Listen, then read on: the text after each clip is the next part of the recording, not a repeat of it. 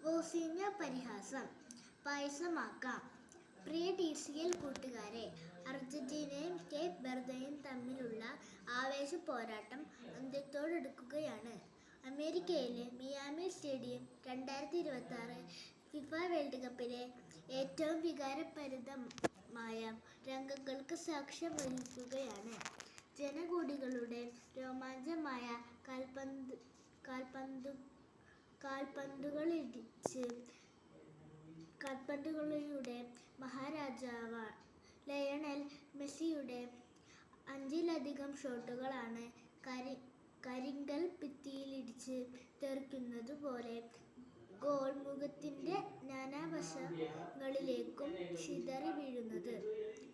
അവസാനം അർജന്റീന കഷ്ടിച്ചു കടന്നുകൂടുമ്പോൾ തന്റെ ഏറ്റവും കൂടുതൽ ബോളുകൾ തടഞ്ഞു തെറിപ്പിച്ച ആ ഗോൾ കീപ്പറിന് സ്വന്തം ജേഴ്സി ഊരി നൽകി ലയണൽ മെസ്സി ആദരിക്കുകയാണ്.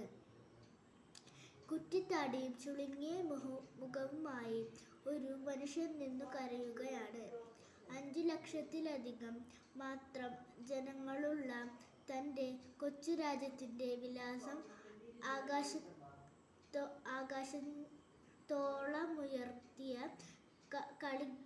കളിക്കളത്തിലെ ആ കാരണവരുടെ പേര് ജോസെ എവോറ ഡയസ് എന്നാണ്. എന്നാൽ അയാൾ ഇന്നു ലോകമെമ്പാടും അറിയപ്പെടുന്നത് കുഞ്ഞു മുത്തശ്ശി എന്ന് അർത്ഥം വരുന്ന വോസിന്യോ എന്ന ഓമന പേരിലാണ്. 1986 ജൂൺ 3-ന് കേപ്പ് വെർദെ രാജ്യത്തിലെ സാവോ വിസെന്റ് ദ്വീപിൽ അതിദാരിദ്രനായി ജനിച്ച വോസിന്യോയാണിത്. പിതാവ് പട്ടാളത്തിലും അമ്മ കൂലിവേലയ്ക്കും പോയതിനാൽ മുത്തശ്ശനും മുത്തശ്ശിയും വളർത്തിയതിന്റെ പേരിൽ കുഞ്ഞുമുത്തശ്ശി എന്ന കളിപ്പേര് സ്വന്തം ഔദ്യോഗിക പേരാക്കി മാറ്റിയ വോസിന്യോയാണിത്. ഫുട്ബോൾ കളിയോടുള്ള അടങ്ങാത്ത അഭിനിവേശം മൂലം കളിക്കളം കിടപ്പാടമാക്കിയെങ്കിലും ഉയരക്കുറവ് മൂലം പരിശീലകർ പരിഹസിച്ചിറക്കി വിട്ട വോസിന്യോയാണിത്. കാൽപന്തുകളിയുടെ വൈഭവം പാദങ്ങളിൽ തുടുത്തപ്പോഴും ഉപജീവനത്തിനായി ബസ് ഡ്രൈവറായും ഇലക്ട്രീഷ്യനായും കൂലിപ്പണിയെടുത്ത വോസിന്യോയാണിത്. എന്നാൽ 20-ാം വയസ്സിനു മൂത്തതെന്ന 6.3 അടി ഉയരം നേടി. Angola, Moldova, Cyprus, Slovakia, Portugal തുടങ്ങിയ നിരവധി രാജ്യങ്ങളുടെ ടീമുകളിൽ കളിജയിച്ച് 2026 ഫിഫ ലോകകപ്പിന്റെ രോമാഞ്ചമായ സൂപ്പർ ഗോൾ കീപ്പർ വോസിന്യോയാണിത്.